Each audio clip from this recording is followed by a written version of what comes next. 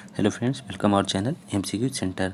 तो दोस्तों, मैं आपको उत्तर प्रदेश उच्चतर न्यायिक सेवा प्रारंभिक परीक्षा के प्रीवियस ईयर के क्वेश्चन पेपर मैं आपको सॉल्व करवा रहा हूं। अभी तक दोस्तों मैंने जो है 2009 और 2012 का पेपर में सॉल्व करवा चुका हूं। तो दोस्तों आज मैं आपको सॉल्व करवाऊंगा 2014 का क्वेश्चन पेपर प्रीवियस ईयर का। दोस्तों अगर अभी तक आपने इन दोनों पेपरों को सॉल्व नहीं किया है तो वीडियो के डिस्क्रिप्शन में जा करके दोस्तों वहां से आप इन दोनों पेपरों को आप सॉल्व कर सकते हैं। कौन कौन से पेपर दोस्तों? 2009 और 2012 सभी का पार्ट वाइज वहाँ पर लिंक दिया हुआ है डिस्क्रिप्शन में वीडियो के, तो वहाँ से आप सॉल्व कर सकते हैं। आज 2014 का मैं सॉल्व करवाऊँगा। और दोस्तों अगर अभी तक आपने हमारे वीडियो को सब्सक्राइब नहीं किया है तो सब्सक्राइब कर लें हमारे चैनल को, और उसके बाद शेयर कर दें और लाइक करना ना भूलें, और बेल आइकन को भी दबा लिया करें जिससे लेटेस्ट वीडियो अब तक हमारी पहुंचती रहे। और दोस्तों टेलीग्राम चैनल को भी ज्वाइन कर सकते हैं जो एमसीक्यू सेंटर के ही नाम से बना हुआ है। वहाँ से आप कोई भी पीडीएफ आसानी से प्राप्त कर सकते हैं। और दोस्तों कमेंट करके इसमें आप चैनल से वहाँ पर कुछ डालने के लिए भी कह सकते हैं, कोई सजेशन हो वो भी दे सकते हैं। ठीक, तो दोस्तों स्टार्ट करते हैं आज हम आपका 2014 का क्वेश्चन पेपर। तो दोस्तों इसमें जो दिया है आपका, तो 2014 में दोस्तों आपका पहला जो क्वेश्चन है कर्क रेखा, इसमें जो है दोस्तों है निम्नलिखित शहरों में से कौन सा शहर कर्क रेखा के सबसे नज़दीक स्थित है? तो इसमें जो दोस्तों आंसर है आपका वो है कोलकाता। भारतीय संविधान का निम्नलिखित में से कौन सा अनुच्छेद उपबंधित करता है कि संघ का कर्तव्य है कि प्रत्येक राज्य को बाहरी आक्रमण और आंतरिक अशांति से रक्षा करे? तो दोस्तों ये जो प्रश्न है आपका, प्रश्न तो ठीक है, लेकिन इसमें जो विकल्प दिए हैं दोस्तों विकल्प सही नहीं है, क्योंकि इस क्वेश्चन के हिसाब से इसमें जो आंसर होना चाहिए वो होना चाहिए था आर्टिकल 355, क्योंकि उसमें ये चीज़ें दी हुई हैं। तो इसलिए ये क्वेश्चन का जो विकल्प है वो विकल्प गलत दिया है। लेकिन अगर हम बात करें सभी विकल्पों पर, तो दोस्तों सभी विकल्प को अगर हम बताएं आपको, तो इसमें जो है दोस्तों आपका आर्टिकल जो है आपका 215 में, जो दोस्तों 215 में दिया हुआ है आपका उच्चतम न्यायालय, इसका जो उच्च न्यायालय है दोस्तों, उच्च न्यायालयों का अभिलेख न्यायालय होना। ठीक, उच्च न्यायालयों का अभिलेख न्यायालय होना जो इसमें दिया हुआ है 215 में। ठीक, और उसके बाद दोस्तों अगर 275 में हम बताएं आपको, तो 275 में दिया हुआ है कुछ राज्यों को संघ से अनुदान की बात की गई है। और वहीं अगर हम 325 पर आ जाएँ दोस्तों, तो 325 में दिया हुआ है आपका धर्म, मूल वंश, जाति या लिंग के आधार पर दोस्तों जो है मतलब किसी को निर्वाचक नामावली में सम्मिलित होने से अपात्र ना किया जाना। तो दोस्तों इतना आपका हो गया। अगर हम 353 की बात करें, तो 353 में दोस्तों लिखा हुआ सीधे आपात की उद्घोषणा का प्रभाव, इसमें जो दिया है आपात की उद्घोषणा का प्रभाव। तो दोस्तों इसमें जो सही आंसर है 355 है, जो कि विकल्प में नहीं दिया हुआ है। अगला जो प्रश्न है दोस्तों आपका, निम्नलिखित में से कौन सा विधेयक भारतीय संसद के प्रत्येक सदन द्वारा पृथकतः विशेष बहुमत से पारित किया जाना आवश्यक है?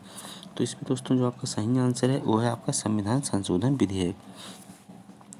अब प्रश्न आता है दोस्तों विशेष बहुमत क्या है?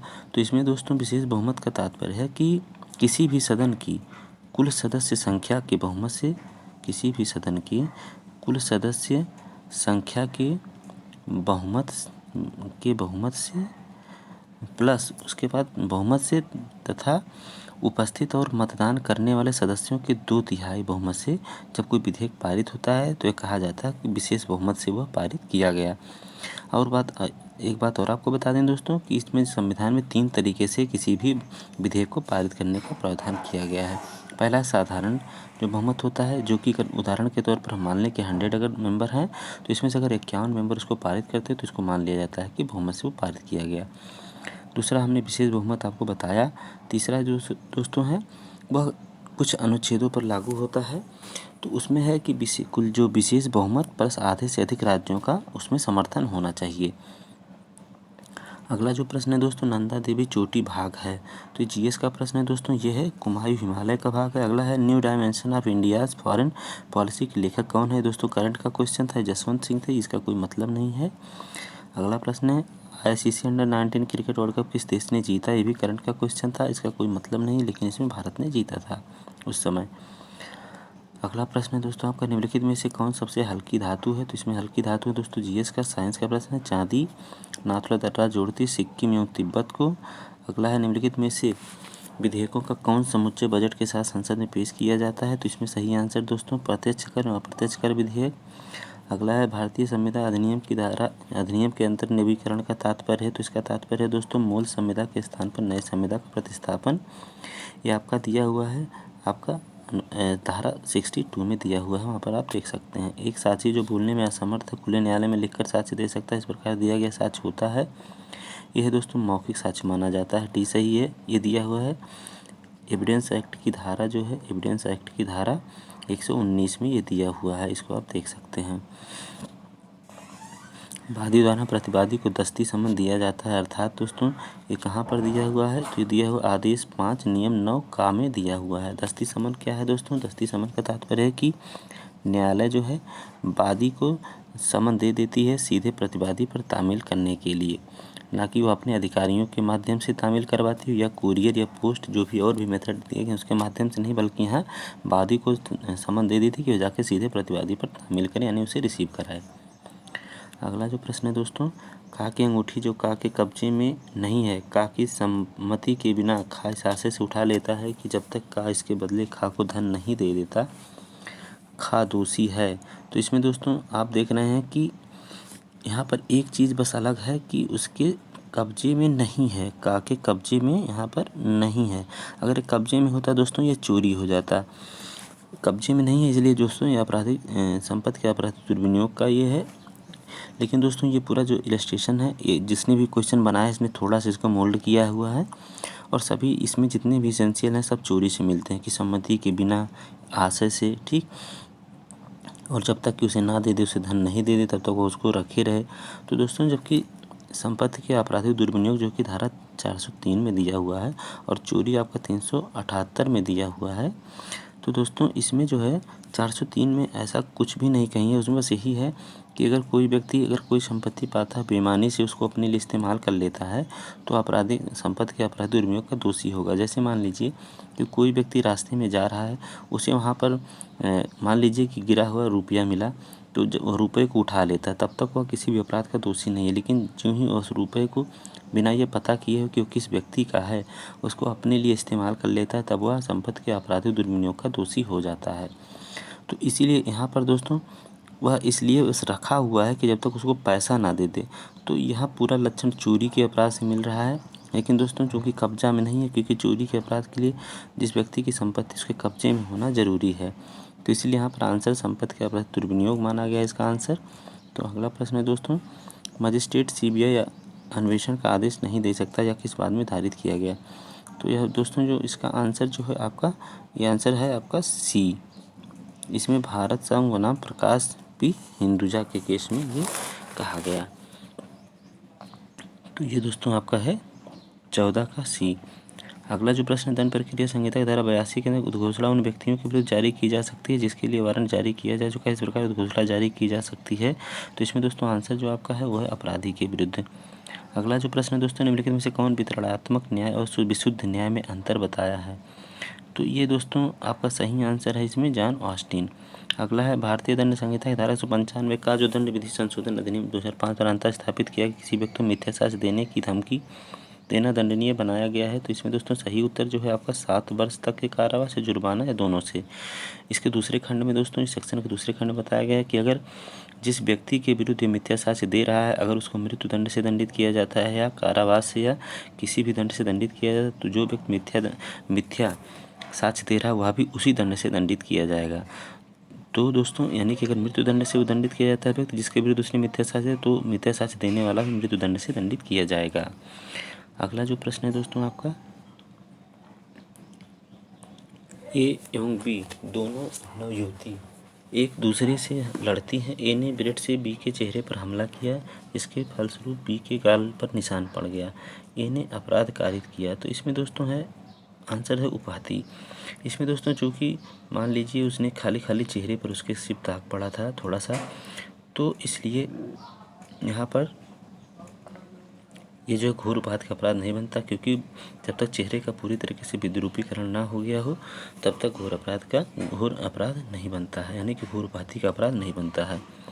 अगला जो प्रश्न है दोस्तों, उत्तर प्रदेश शहरी भवन किराए पर उठाने, किराए एवं बेदखली अधिनियम की धारा 13 के अंतर्गत निम्नलिखित में से कौन अपराधीकृत कब्जाधारी या अतिचारी की श्रेणी में आएगा? तो इसमें जो आंसर है दोस्तों वो है जो व्यक्ति आवंटन आदेश के बिना भवन पर कब्जा रखता है। अगला है दंड विधि संशोधन अधिनियम 2005 द्वारा भारतीय शासन अधिनियम की कौन सी धारा जोड़ी गई? तो इसमें दोस्तों जो सही आंसर है वो 154 यानी कि ए। अगला है व्यवसाय के सामान अनुक्रम में रखी गई लेखा पुस्तिका में प्रविष्टि भारतीय शासन अधिनियम की धारा 34 के अंतर्गत ग्राह्य है। तो इसमें दोस्तों जो इसका आंसर है यदि वे स्वयं में दायित्व का गठन नहीं करते। अगला जो प्रश्न है दोस्तों, शासन अधिनियम की धारा 32 के अंदर एक व्यक्ति का कथन जो मर गया है ग्राह्य है, वह तब ग्राह्य होता है जब दोस्तों स्वयं की मृत्यु के कारणों के बारे में उसने कुछ कहा हो या उस जो है दोस्तों संव्यवहार के बारे में उसने कुछ कहा हो तभी वो ग्राह्य होता है। अगला जो है दोस्तों, संविधान के 21 संशोधन द्वारा मतदान की 21 वर्ष से घटाकर 18 वर्ष कर दी गई। इसमें दोस्तों सही आंसर 61वां संविधान संशोधन 1989 द्वारा कर दिया गया। निम्न में से किस मामले में उच्चतम न्यायालय ने निर्धारित किया विधानमंडल के सदस्य आपराधिक मामलों में अपनी दोष सिद्धि के कारण अयोग्य नहीं होंगे यदि वे उच्च न्यायालय में अपील फाइल कर देते हैं? इसमें दोस्तों जो सही आंसर है यह लिली थॉमस बनाम भारत संघ। ये और तीनों दोस्तों जो केस हैं ये आपके मूल अधिकारों में संशोधन से संबंधित हैं कि उसमें जो है विधि शब्द के अंतर्गत जो है संविधान संशोधन आता है कि नहीं, जो कि अनुच्छेद 13 में दिया गया है, उसी से संबंधित तीनों केस हैं ये। और दोस्तों आपको बता दें कि उसी समय ये जो है जब ये संशोधन की बात उठी थी तो केशवानंद भारती के बाद में ही बेसिक स्ट्रक्चर का जो सिद्धांत था वो आया था, यानी कि मूलभूत ढांचे का सिद्धांत इसी केस से आया था आपका। अगला दोस्तों, निम्न में से किस मामले में उच्चतम न्यायालय ने अन्यायपूर्ण समृद्धि का सिद्धांत प्रतिपादित किया? तो इसमें दोस्तों जो है आपका आंसर जो है मफत लाल उद्योग लिमिटेड बनाम भारत संघ। अगला उत्तर प्रदेश शहरी भवन किराए का विनियमन किराया एवं बेदखली अधिनियम 1972 धारा 15 के अंदर खाली भवन के बारे में जिला मजिस्ट्रेट को मकानदार द्वारा अधिकतम कितने दिन के भीतर दिया जाना चाहिए सूचना, यानी कि कितने दिन के भीतर दिया जाना चाहिए? तो 7 दिन के भीतर। इसमें आपको एक बात और बता दें, धारा 15 में एक प्रावधान ये भी किया गया अगर जो किराएदार अगर रूम खाली करना चाहता है तो वो जो है खाली करने के 15 दिन पूर्व ही मकान मालिक को या जिला मजिस्ट्रेट को इस बात की सूचना देगा कि वो मकान को खाली करने वाला कितना दिन पहले, 15 दिन पूर्व ही। और अगर खाली पड़ा है तो 7 दिन पहले ये देगा जो है मकानदार मजिस्ट्रेट को। अगला जो प्रश्न है दोस्तों 27 आपका, एक मामले में बाद के पक्षकार समझौता कर सकते हैं? तो इसमें दोस्तों जो आपका सही आंसर है यह सिविल प्रक्रिया संहिता के आदेश 23 नियम 3 के अंतर्गत। अगला टीपी यानी संपत्ति अंतरण अधिनियम दान का अध्याय दोस्तों मुस्लिम दान पर प्रयोज्य नहीं होता, नहीं मुस्लिम पर नहीं लागू होता है। भावी संपत्ति का दान दोस्तों, भावी संपत्ति का दान जो है होता है वो शून्य होता है। ये दोस्तों दिया हुआ है आपका दिया हुआ है ये 124 में दिया हुआ है, यानी कि टीपीए की धारा 124 में। अगर दोस्तों एक साथ वर्तमान और भावी संपत्ति का दान किया जा रहा है तो वर्तमान संपत्ति का दान वैध होगा और भावी संपत्ति का दान शून्य होगा। अगला जो है संपत्ति अंतरण अधिनियम की धारा 111 के अंदर नोटिस का अधित्यजन किया जा सकता है, तो कौन कर सकता है? जिस व्यक्ति को नोटिस दिया जाना उसके अभिव्यक्ति विवक्षित सम्मति से। ये दिया हुआ है दोस्तों 113 में, टीपीए की धारा 113 में ये दिया हुआ है, सीधे लिखा हुआ है, आप देख सकते हैं। अगला है दोस्तों संपत्ति अंतरण संशोधन अधिनियम 2002 द्वारा 106 के सिद्धांत लागू होंगे। ये कब से लागू होंगे? नोटिस प्राप्ति की तारीख से। कहाँ दिया हुआ? 106 की धारा 2 में दिया हुआ है। अगला भारतीय दंड संहिता धारा 497 जारता के अपराध के केवल पुरुष का दंडित किया जाना अधिकारतंतर्गत है, यानी कि अधिकार के अंतर्गत है भारतीय संविधान के किस प्रावधान के संदर्भ में? तो यह दोस्तों अनुच्छेद 14 के अंतर्गत। आपको एक बात और बता दें कि दोस्तों 2018 में एक केस के माध्यम से जारता के अपराध को खत्म कर दिया गया, जो है केस का नाम है जोसेफ साइन बनाम भारत संघ। अब इसमें दोस्तों जारता के अपराध को खत्म कर दिया गया जो कि पति के विरुद्ध अपराध माना जाता था। अब इसमें दोस्तों लेकिन फिर भी जारता का जो अपराध है वो अभी तलाक का आधार बना रहेगा, जो वो है अपराध जो है वो तलाक के लिए अभी भी उसको जो पति है उसको आधार बना सकता है पत्नी से तलाक लेने के लिए। अगला दोस्तों जो है निम्न कार्यवाहियों में परिसीमा अधिनियम की धारा 5 के अधीन परिसीमा काल नहीं बढ़ाया जा सकता। तो इसमें दोस्तों जो सही आंसर है आपका, इसमें सही आंसर है 33 का आपका बी, यानी उत्तर प्रदेश जमींदारी विनाश एवं भूमि सुधार अधिनियम 1950 की धारा 333 के अंदर दाखिल पुनरीक्षण के मामले में। अगला उत्तर प्रदेश जमींदारी विनाश एवं भू व्यवस्था अधिनियम 1950 के उल्लंघन में किया गया प्रत्येक अंतरण जो होगा दोस्तों शून्य होगा। अगला दोस्तों धारा 122 बी उपधारा 4F के अंतर्गत जोत की अधिकतम सीमा लाभ के लिए होता है अनुसूचित जातियों अनुसूचित जनजातियों के सदस्यों के निर्धारित जोत का शामिल करते हुए। ये दोस्तों इसमें जो आंसर है इसमें है 3.125 एकड़ यानी 1.26 हेक्टेयर भी इसको हम लिख सकते हैं। अगला दोस्तों जो है आपका कितने वर्षों बाद संक्राम अधिकार वाला भूमिधर संक्राम अधिकार वाला भूमिधर हो जाता है। बहुत आसान क्वेश्चन दोस्तों, यह 10 वर्ष बाद। अगला जो भूमिधर के अधिकार समाप्त हो जाने के बाद भूमि धारित करने का हकदार हो जाता है। दोस्तों अगर उस भूमिधर के कोई उत्तराधिकारी नहीं है तो यह हो जाता है भूमि प्रबंधक समिति हकदार हो जाता है। अगला दोस्तों जो है 38 उत्तर प्रदेश जो चकबंदी अधिनियम 1953 की धारा 8 उपधारा 3 के अंतर्गत पारित आदेश जो है दोस्तों ये क्वेश्चन ही गलत है दोस्तों, इसमें जो विकल्प वो सही नहीं है। अगला जो प्रश्न है उत्तर प्रदेश जो चकबंदी अधिनियम की किस धारा की लिपिकीय गणितीय त्रुटि को ठीक करने का प्रावधान है। तो इसमें दोस्तों जो सही आंसर है आपका जो आंसर है वो है सी धारा 42 का में। अगला जो प्रश्न दोस्तों उत्तर प्रदेश जो चकबंदी अधिनियम 1995 की धारा 52(1) के अंतर्गत नोटिस जारी करने के लिए चकरोड एवं चकमार के लिए खातेदार द्वारा प्रत्यावेदन देने के लिए धारा 52 का के अंतर्गत कितनी परिसीमा उपबंधित है। इसमें दोस्तों सही आंसर है जो आपका सी 6 माह उपबंधित है। उत्तर प्रदेश जो चकबंदी अधिनियम 53 की धारा 52 उपधारा 1 के अंतर्गत विज्ञप्ति जारी होने के बाद कुल खातेदारों के न्यूनतम कितने प्रतिशत खातेदारों का द्वारा प्रत्यावेदन देने पर कलेक्टर चकमार के चकरोड के संबंध में उपबंध कर सकता है। तो ये दोस्तों है 10%, ये है 10%। अगला दोस्तों न्यायालय की पूर्ण पीठ ने निर्धारित किया कि उपनिदेशक चकबंदी को अपने निर्णय का पुनर्विलोकन करने की शक्ति नहीं है किस वाद में। तो दोस्तों इसमें जो बात है यह श्रीमती शिवराजी और अन्य बनाम उपनिदेशक चकबंदी। अगला जो प्रश्न है दोस्तों अधिभार समाप्त या वसूल नहीं किया जा सकता। तो इसमें है 43 दोस्तों, 43 का दोस्तों आपका आंसर जो है सही है ये सी क्षति नुकसान व्यय दुर्व्यय से 10 वर्ष पूर्ण होने पर या व्यक्ति के दायी होने की तिथि से 5 वर्ष पूर्ण होने पर। अगला उत्तर प्रदेश पंचायत राज अधिनियम 47 के किस धारा के अंतर्गत न्याय पंचायत द्वारा पारित आदेश या डिक्री के निष्पादन का उपबंध करता है। ये दोस्तों इसमें जो उत्तर है आपका 93। अगला दोस्तों आपका है न्याय पंचायत है उसके किसी सदस्य के अवमान के लिए अधिकतम कितना दंड है। तो ये दोस्तों है आपका 10 रुपये से अनधिक जुर्माना। ये दिया हुआ दोस्तों सेक्शन 94 का में दिया हुआ है ये।